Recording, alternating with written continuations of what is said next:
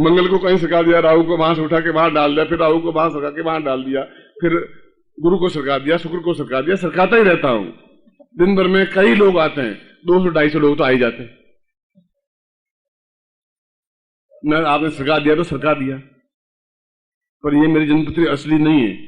कि तो फिर ऐसा ही बोलना था ना। मैंने कहा मैं पहले बोलता तो आप फिर 300 रुपए, नहीं आप 300 रुपए रख लीजिए। मैंने कहा पंडित जी आप ले लिए तो ले ही लिए। क्या नहीं, नहीं नहीं नहीं ऐसा नहीं, तुम जहां भी ज्योतिष मिल जाओगे मेरी चर्चा करोगे फालतू। नहीं करूंगा महाराज, मुंह बंद रखूंगा। ये विद्या मैंने सीखी वही बहुत है, अब सबको काहे के लिए सिखाऊंगा। क्या नहीं, आप वापस पैसे दे दीजिए। मैंने माता जी की तरफ देखा, माता जी ने कहा ले लो भाई, ये काहे के डूबो रहे हो। फिर भी 100 रुपए रखे। मैं कहा पंडित जी आप 100 रुपए तो रखिए, 250 रुपए वापस दे देता हूँ। आपने मेरा ज्ञान मुझे दिया, कभी आगे जाके ज्योतिष सम्मेलन में तो चर्चा करूंगा नहीं कि आप भले करें, मेरे जैसे नहीं सरका सकता कोई दूसरा। जो मैं सरकाता हूं परमानेंट सरकाता हूं, ये शाही मिटती नहीं है। आप देख लीजिए बहुत पक्की शाही है। महाराज आप तो बहुत विद्वान हैं। अब ऐसे अंधकार में आप सभी को मैं ज्योतिषी बना रहा हूं। सरकाइए, गांव में जाइए, ज्योतिष लीजिए, ज्योतिषी कारखाना लिख दीजिए, बहुत बड़ा बोर्ड लगा दीजिए, हरिलाल अंतरराष्ट्रीय ज्योतिषी आपके शहर में पधार रहे हैं। अब कोई राष्ट्रीय ज्योतिषी कोई रहा ही नहीं, सभी अंतरराष्ट्रीय ज्योतिषी। और गृह सरकार ये 5-5 रुपए में ही सरकाइए तो शाम को 300 रुपए कमा लेंगे आप। वो सरकार 300 रुपए में, आप 2 रुपए में सरकाइए। अब ऐसा पाखंड, ऐसा अत्याचार, ऐसी अधर्मता, ऐसी न्यूनता, ऐसी चीज, ऐसे जिंदगी में सैकड़ों फेज चले हैं।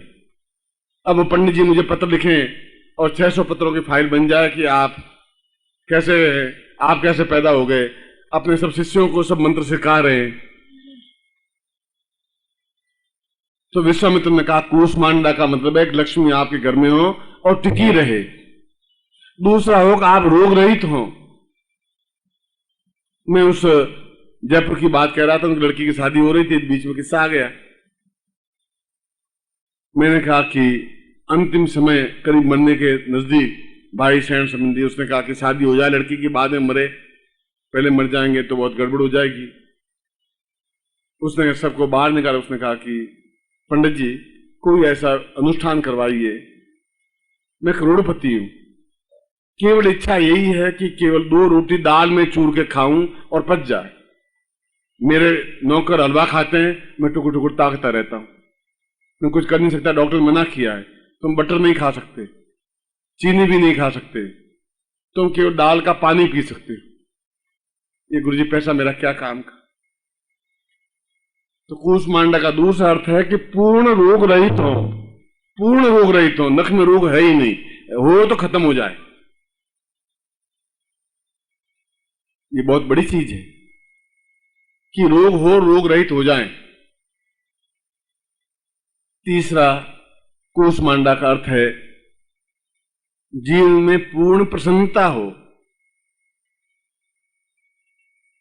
पूर्ण प्रसन्नता का मतलब है कि बहुत कम घरों में प्रसन्नता होगी। पति अच्छा है तो पत्नी जगदम्बा का अवतार पूरा, महाकाली, देखते ही एकदम से थर थर थर थर थर थर थर बेचारा खुद भी धोती में पेशाब करे।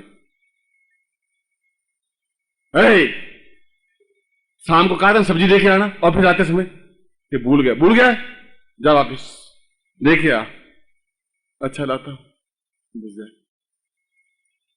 ऐसी महाकाली की घर में पैदा हो सकती है, आती है, आ गई। कुछ महालक्ष्मी होती हैं, कुछ मां सरस्वती हैं, पर किसी के तकदीर में महाकाली लिखा हुआ है तो लिखा हुआ है। वो गुर्राती है। तो एक लड़के ने पूछा कि पिताजी आज चिड़ियाघर में ले चलिए। तो क्यों? शेरनी देखनी है कि शेरनी कैसे होती है। तभी अंदर से पति निकली, अरे तो क्या कर रहा है? तो बेटा देख ले, घर में ही पाल रखी है तो चिड़ियाघर में क्यों ले जा रहा है? 5 रुपए फीस लगेगी, यही शेरनी है। और पति भी कई ऐसे शराबी पिए हुए, शराब पिए हुए, गालियां दे रहे हैं, पत्नी का कहना मान नहीं रहे हैं, पत्नी बेचारी दुखी है, ऐसे पति भी है। तो घर में पूर्ण प्रेम हो, आत्मीयता, कूष्मांडा का चौथा अर्थ यह है। 5वां अर्थ है सारे कुटुंब में प्रशंसा हो, यश हो, सम्मान हो। सम्मान बड़ी मुश्किल से मिलता है, बाजार में मिलता नहीं है। आप बाजार में जाएं, 500 रुपए का सम्मान दे दीजिए, वो सम्मान नहीं मिलता। कीर्ति हो, प्रसिद्धि हो। छठा कूष्मांडा का अर्थ है शत्रु रहित हो, शत्रु जीवन में हो ही नहीं। सातवां कूष्मांडा का अर्थ है अकाल मृत्यु नहीं हो।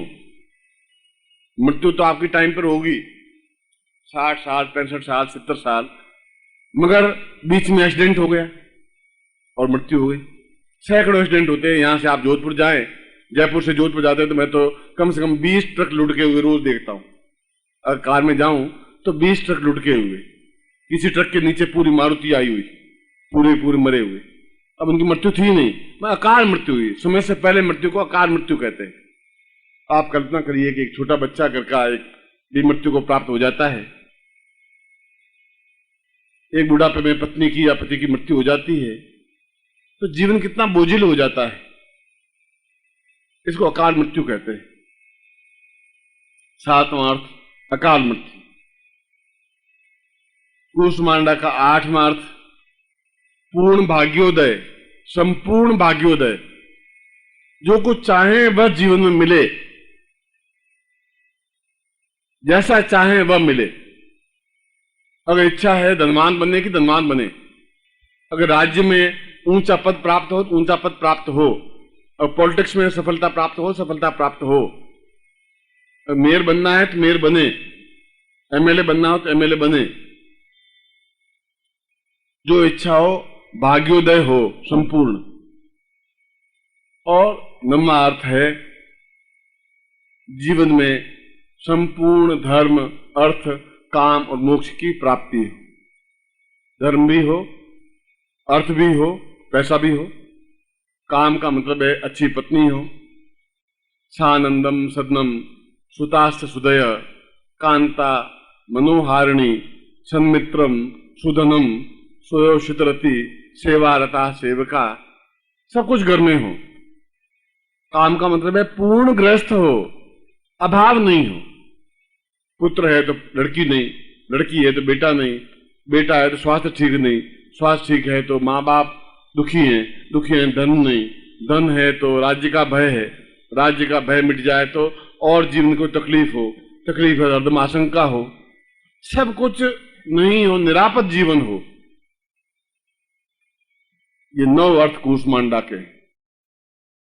तुमने कहा कि मैं अपने प्रत्येक शिष्य को जो मेरे आश्रम में है, इस आश्रम के प्रत्येक शिष्य को कूष्मांडा प्रयोग करवाऊंगा ही, साधना दूंगा, सिद्धि दूंगा ही।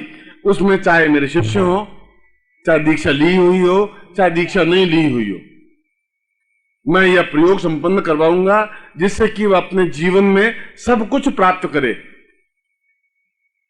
एक एक चीज कब तक प्राप्त करते रहेंगे? लक्ष्मी प्राप्त करेंगे, बीमारी आएगी, अब बीमारी को दूर करने की क्रिया करेंगे, बेटा नहीं होगा। अब बेटे को ठीक करेंगे, बेटा कपूत पैदा हो जाएगा। कपूत बेटा पैदा हुआ तो लड़की भाग गई, और लड़की को ठीक करेंगे, माँ बाप से नहीं बन रही है, माँ बाप ठीक है, लड़की पत्नी लड़ाई कर रही है, पत्नी करेंगे, व्यसन पैदा हो गया, व्यसन पैदा हो गया, राज्य का सम्मान घट गया, कहीं इज्जत नहीं, कहीं सम्मान नहीं। अब सैकड़ों समस्याएं, कौन कौन समस्याएं आप दूर कर पाएंगे? इसीलिए विश्वामित्र ने सबसे पहले, तेजस्वी विश्वामित्र ने कूष्मांडा मंत्र का एक रचना की, अपने शिष्यों को सिखाया, उनको गृहस्थ में बसाया कि तुम गृहस्थ बनो। विश्वामित्र ने खुद ने मेनका से शादी की, खुद ने शादी की,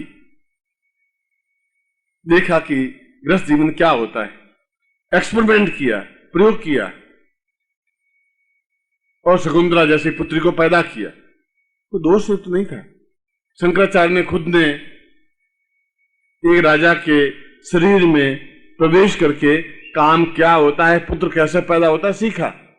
सन्यासी होते हुए भी दंडियों गृहस्थ आश्रम, सबसे बड़ा आश्रम तो गृहस्थ है, मगर सुखी गृहस्थ हो।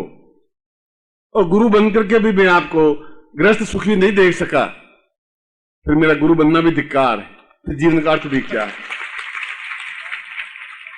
और उस दिन भी मैंने कहा था कि अगर श्रोता हैं तभी मेरे शिष्य ही है, मैं तो उनको शिष्य पुत्र भाव ही देख रहा हूं। अगर आप शिष्य हैं तभी आप मेरे दाहिनी आंख हैं, बाई आंख। कोई भी साधना को कर सकता है, आप किसी धर्म के मानने वाले हो। कोई जैन होना या बौद्ध होना या हिंदू होना या क्षत्रिय होना अपने आप में दोष नहीं। उन खुद में पद्मावती स्तोत्र लिखा हुआ है जैन ग्रंथों में, उच्च कोटि का पद्मावती स्तोत्र, पद्मावती यंत्र दिया हुआ है, और पद्मावती की साधना करते हैं। कहते हैं कि इससे बड़ा तो कोई मंत्र ही नहीं है। नमो अर्यंताणम, नमो सिद्धाणम, नमो अवज्जायाणम, उनमें पंच नमोकार हैं। महावीर ने स्वयं ने साधनाएं संपन्न की हैं। और पद्मावती मंत्र का मतलब है कूष्मांडा मंत्र।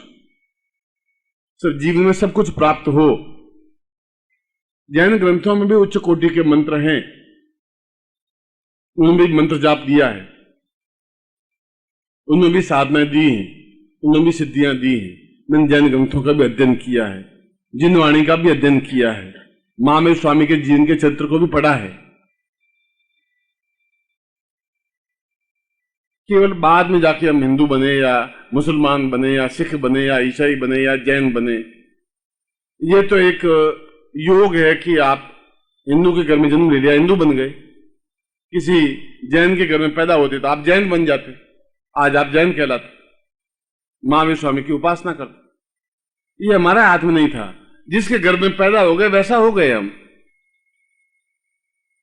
इसलिए कोई साधना करना अपने आप में कोई पाप नहीं है, कोई छल नहीं है, कोई झूठ नहीं है, कोई अत्याचार नहीं है। कोई भी व्यक्ति, अगर मैं महावीर स्वामी को आज जोड़ता हूं, नमो अर्यंताणम, नमो सिद्धाणम करता हूं, तो कोई हिंदू धर्म से मैं खंडित नहीं हो गया। पंच नमोकार मंत्र का मंत्र जाप करता हूं तो कोई खंडित नहीं हुआ। मैंने तो संपूर्ण उस जैन ग्रंथों का अध्ययन किया है। सैकड़ों जैन व्यक्तित्व मिले हैं, सैकड़ों श्रमण मिले हैं। ये श्रमण जो घूमने वाले हैं मिले हैं, उन्होंने मंत्र लिया है, ज्ञान लिया है, चेतना ली है, मिले छुप करके। ये उनके जीवन का एक उद्देश्य होगा, लक्ष्य होगा। कई लोग होटल में आकर के अपनी जन्मपत्री दिखाते हैं, कई मंत्री हैं, सबके सामने नहीं आते हैं, चुपचाप मिलते हैं कि मेरा कोई गड़बड़ तो नहीं होने वाला है। उनकी इच्छा है रात्रि को मिले, दिन को मिले। मैं भी उनका नाम उच्चरित नहीं करता। मैं ज्ञान प्राप्त करने में, चाहे जैन हो, चाहे बौद्ध हो, चाहे सिख हो, चाहे हिंदू हो, चाहे मुसलमान हो, मुसलमानों में सैकड़ों इस्लामी मंत्र हैं। मैं तो मस्जिद में भी गया हूं, नमाज पढ़ी है, और शायद उनसे अच्छी नमाज पढ़ सकता हूं, वजू कर सकता हूं। जामा मस्जिद में मैंने पूरी नमाज पढ़ी है। ओम परम तत्वाय नारायणाय गुरुभ्यो नमः। ओम ह्रीं मम प्राण देह रोम प्रतिरोम चैतन्य जाग्रय ह्रीं ओम नमः। ओम भूर्भुवः स्वः तत्सवितुर्वरेण्यं भर्गो देवस्य धीमहि धियो यो नः प्रचोदयात्।